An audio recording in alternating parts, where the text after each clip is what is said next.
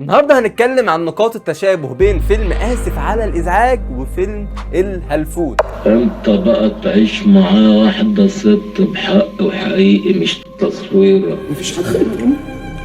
مفيش حد غيره؟ يمكن الموضوع يبان غريب شوية وانا متفهم ده، لكن هتتفاجئوا ان الفيلمين فعلا بينهم حاجات كتير مشتركة، بالذات في نفس تشكيل الشخصيات، شخصية حسن وشخصية عرفة الهلفوت. والفيلمين فيهم رسائل اجتماعية عميقة وسياسية وصراعات شخصية ممكن تخليك تشوف نفسك في الشخصيات دي اصلا، لاننا كل واحد فينا بقى عنده بقدر ما مرض نفسي. فنعتبر الفيديو ده لعبة بنحاول نخلط ما بين حاجة يمين وحاجة شمال ونخليهم يتجمعوا في حتة واحدة ونشوف نقاط التشابه. فدي ان شاء الله هتكون سلسلة هنقعد نجيب افلام من حتة وحتة ونجمعهم مع بعض. اقترحوا في الكومنتات نسمي السلسلة دي ايه. فيلا دلوقتي نهبد ونرزع ونشوف بقى هل الفيلمين دول متشابهين فعلا ولا احنا جايين نهزر. اهلا يا صاحبي، انا محمد عادل، والنهارده انا هقنعك ان الهلفوت شبه آسف على الإزعاج. انا جاي ادمر الدنيا. حاسس ان انا هندم على الفيديو ده. لا انا هقنعك، انا ناويها. وخلينا نشوف بقى التشابه بين الهلفوت واسف على الازعاج. اول حاجه كده خلينا نفتكر قصه الهلفوت كانت عن ايه. هو عباره عن واحد شغال شيال بيستنى الناس في القطوره، ياخد شنطهم ويوصلها لهم الحته اللي هم عايزينها. والقصه مركزه على ان هو عنده كبت جنسي كبير جدا، وحلم حياته ان هو يبطل شغل الصور ده. لا يعني هو الكبت واصل ان هو ممكن ينط على اي شقه يحاول يتفرج على اي حاجه. خليك حماية ما بوراعي. وعلى فكره الكبت الجنسي ده مرض بجد وبيأثر على تصرفات البني ادم يعني. طب ايه يا جدعان، واضح يعني ان في ناس ما شافتش فيلم الهلفوت، بس يعني عادي يعني، انا هشرح لكم القصه ما تقلقوش. وغير كده هو مهمش في المجتمع بتاعه، مفيش حد بيساعده غير صاحبه دسوقي اللي هو سعيد صالح. هو يعتبر بيحاول يدور على تقدير ما بين الناس، فبيتجوز ورده اللي هي كانت فاتنه المنطقه. حتى ورده دي كانت لما تمشي مع كبير المنطقه وقالت له عرف عايز يتجوزني، قال لها اتجوزيه، ده انت كده اكنك مش متجوزه. الواد عارفة ده هيبقى مناسب ليك اوي ولا كأنك متجوزة؟ انت شايف كده؟ هو في احلى من كده؟ هو موافق، حاسس ان الموضوع هيبقى اسهل. فهو بيخف عنده اول مشكله وبيبعد خالص عن موضوع الصور. خلاص بلا تصاوير بلا نيل، وكله هيبقى عالطبيعة، كله هيبقى عالطبيعة. بس لسه مازال الهلفوت معهوش فلوس، ومحدش برضو بيعتبره، يعني محدش بيقدره، مش عاجبه طريقه كلام الراجل اللي هو كبير المنطقه اللي هو سعفان. ابعت لي وردة عشان تروق الحوش. انا ما ينفعش، اصل وردة مالها وردة؟ لسه قاعد على رجليها نقش الحنة ولا احنا ما بيناش قد ما هو لازم تنزل عشان تلقط رزقها، وانت كمان ما تمدش ايدك للناس. المهم سعفان الضابع ده قتال قتله وفتوه بتاعت المنطقه والناس كلها بتخاف منه، بيسافر بره البلد وفي واحد بيجي يسال عليه. هنا ساعتها عرفه بيستغل الموقف وبيعمل نفسه كانه هو سعفان. فلما صاحبه بيساله هو انت عملت كده ليه، انت مجنون؟ فرد عرفه قال له والله انا ما اعرفش عملت كده ليه. عملت كده ليه؟ ما اعرفش، هي جت معايا كده. لا، ولكن وحيد حامد كاتب سيناريو الفيلم عارف ايه السبب، لان ببساطه عرفه الهلفوت ده مش عاجبه حاله من اول الفيلم ونفسه يتطور، رغم انك انت ممكن تشوفه جاهل وعبيط بسبب طريقه كلامه، بس هو كان اذكى واحد في الفيلم اصلا، وكان فاهم كل قرار بياخده ايه عواقبه، ودايما بافكاره بيكون سابق سواء صاحبه دسوقي او حتى العصابه، بيبقى فاهم هو ليه الناس دي تتصرف معاه كده. ويمكن الحاله اللي وصلت عرفه انه يبقى هذه الشخصيه المهمشه ان هو ما خدش فرصه انه يتعلم، وكمان ما عندوش اهل، ما يعرفش ابوه وامه اسمهم ايه اساسا. امك اسمها ايه؟ ولا اعرف. طب ما سالتش ابوك على اسم امك؟ ما انا برضه ما اعرفش ابويا. واللي مخلي شخصيه الهلفوت بيسعى للتطور دايما، ولما يوصل مرحله بيقوم ماسح على المرحله اللي قبلها، ان هو بيعيش في الخيال كتير جدا. حتى الجريمه اللي اتورط فيها ان هو ينتحل شخصيه سعفان دي جريمه تافهه، وكل ده بسبب خياله اللي وداه هناك. وده بيخليه يتصدم بالواقع ويبقى خايف منه، لدرجه ان الحاجه اللي كان بيحبها ونفسه فيها من زمان ما بقاش قادر يعملها، فبسبب الخيال اللي عمله ده اتصدم بالواقع. زي احمد حلمي في اسف على الازعاج، اللي عايش من اول الفيلم في حاله وهم ومصدقها عادي، ومخلينا احنا كمان كمشاهدين مصدقين اللي بيحصل، بس احنا مش فاهمين في حاجات كده بتربكنا. يعني حسن خياله خلى ابوه عايش وبيتكلم معاه واحنا مصدقين، وخلى عامل واحده حبيبته من خياله واحنا برضو بنتفرج ومتابعين القصه، فاحنا كنا كقصه احنا مصدقين حسن. فلما حصل البلوت تويست احنا اتصدمنا جدا. في الهلفوت العكس بقى، الهلفوت كان بياخد التصرفات واحنا نقول يا عم ده عبيط استحاله يعني يعمل حاجه، حتى الناس اللي جوه الفيلم مش معتبرينه بني ادم، ولكن بسبب الخيال اللي هو عمله ده خلاه يتخانق مع سعفان الضابع صابعه ويموت في ايده، نعم بسبب حاجه تانية، بس الناس اعتبرته بطل، سواء اهل المنطقه او حتى في السجن او من الضباط والحكومه نفسهم. سحبت البيل معاه وبعت لك علبه السجاير دي.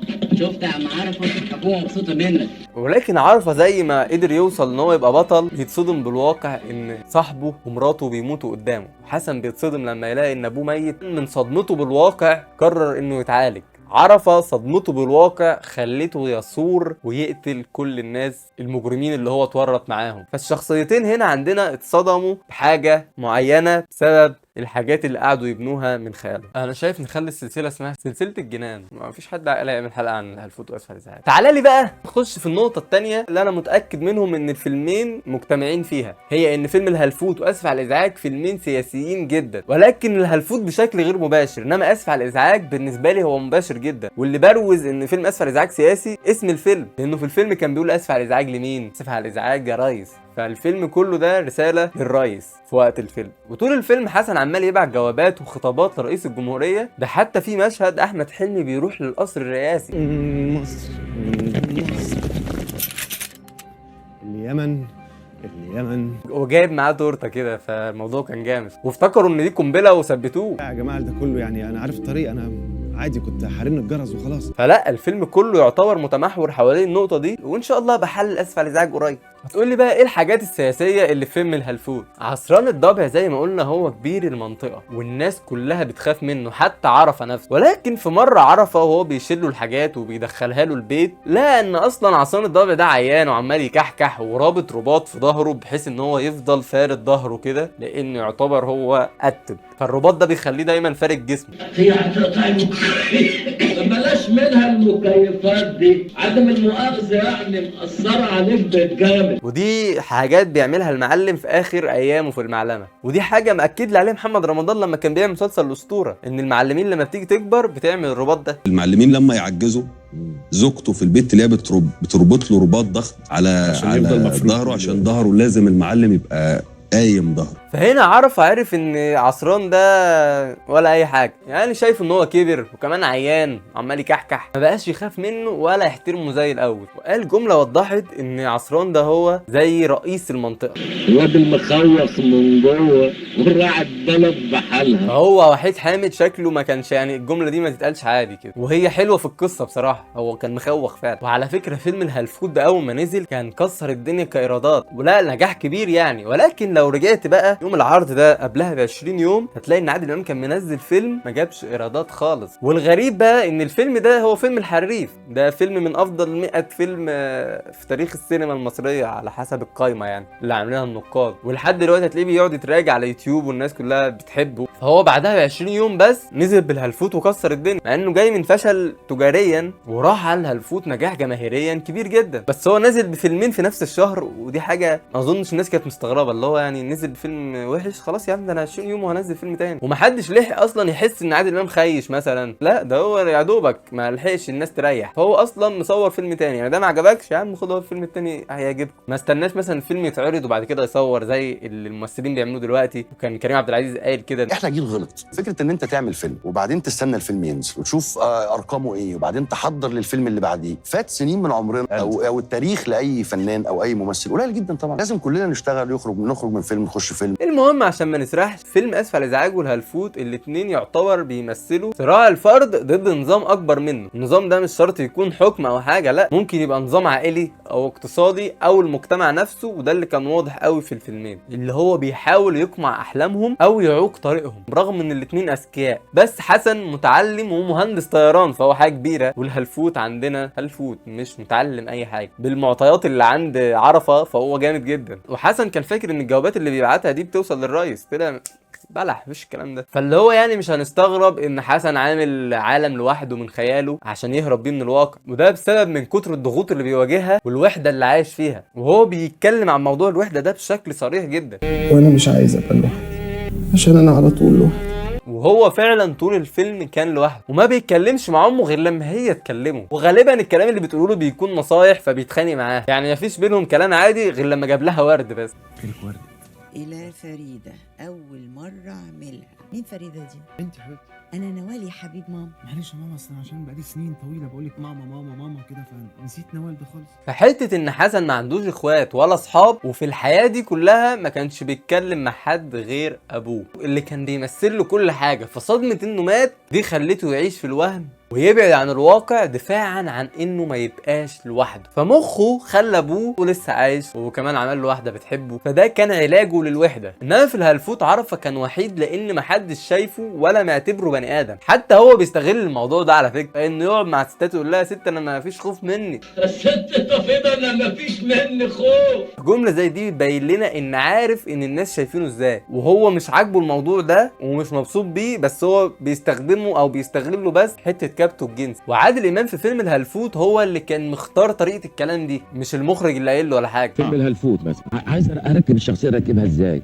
لبست تيشيرت معفن فظيع يعني. لما لبست ده وشفت نفسي قدام المرايه لقيت نفسي بتكلم الشخصيه دي على طول. هو ما كانش عارف يجيب الشخصيه ولا يمسكها من السيناريو بتاع وحيد حامد، يعني هو ما كانش كاتب ان دي طريقه كلام معينه، بس قاعد يدور على الحاجات اللي كان واصفها مثلا في اللبس. يعني هو كان قاعد يدور على لبس معفن حقيقي وما رضيش يجيب لبس مثلا ويوسخه، لا هو عايز حاجه حقيقيه. ما انا ممكن اجيب ترند صوت جديد واوسخه بيبقى باين والجمهور بيحس والمتفرج بيحس.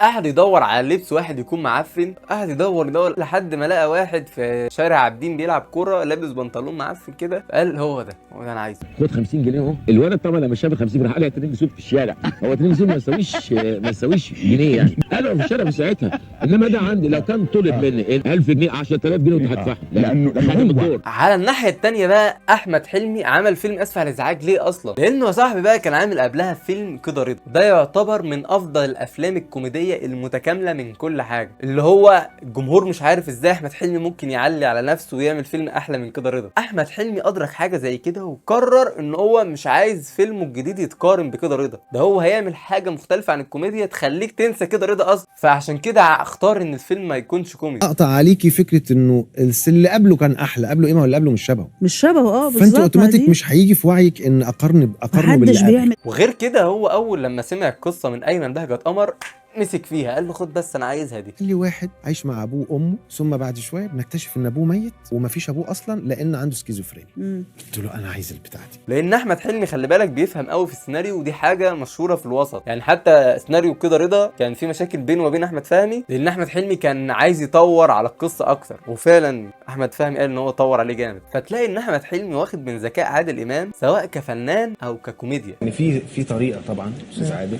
هو الفكره انه ممكن تتعلمي طريقه بس بتغيري فيها. يعني احمد حلمي فهم ازاي الزعيم بيضحك فبقى بيعمل نفس الحاجه دي بس بطريقته هو.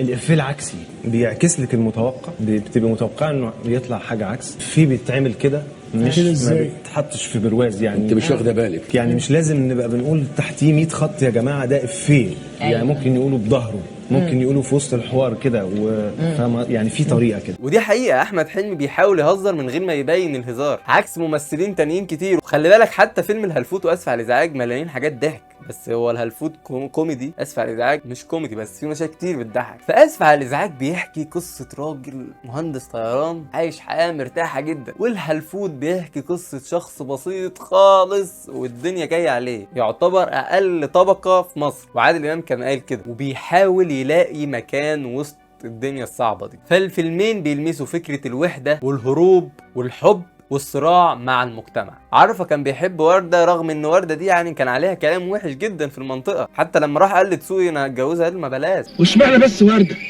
ايه منها مش بنت بنوت؟ لا يعني في كلام طرطيش كلام كله كلام. بس الحب بقى هنعمل ايه؟ فالحاجات اللي موجوده في الفيلمين دول بيخليهم قريبين من قلوبنا، كل واحد فينا ممكن يشوف نفسه جزء من قصه او من مشاعر خاضها بطلين الفيلمين. فلو عجبكم فكره الفيديو دي قولوا لي في الكومنتات عشان نستمر في الموضوع ده، وما تنسوش تعملوا لايك وسبسكرايب، ويا ريت تقولوا لنا ايه اكتر حاجه حبيتوها في الفيلمين، واشوفكم في الفيديو الجاي. سلام يا صاحبي.